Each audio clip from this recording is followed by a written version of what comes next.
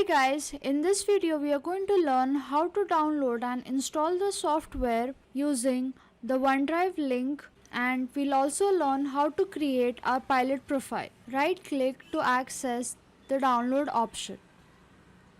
Once you select download, the software will start getting downloaded.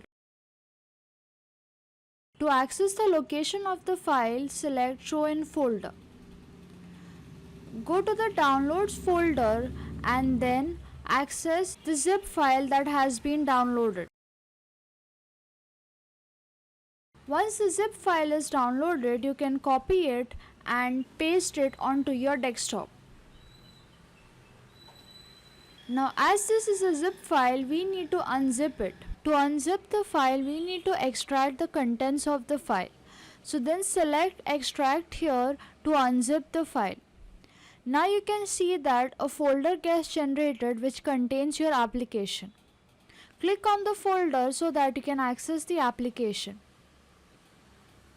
When you select the application, you will see a small pop-up window that appears. Depending on the specifications of your device, select an appropriate setting and then click on the play button.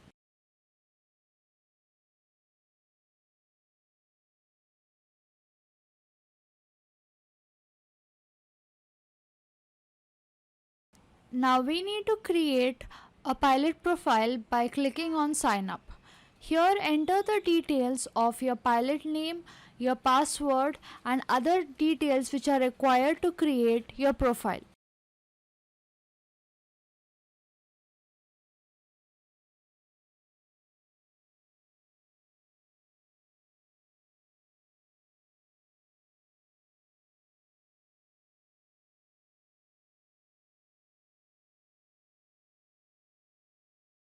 To access the pilot profile, select the pilot profile icon.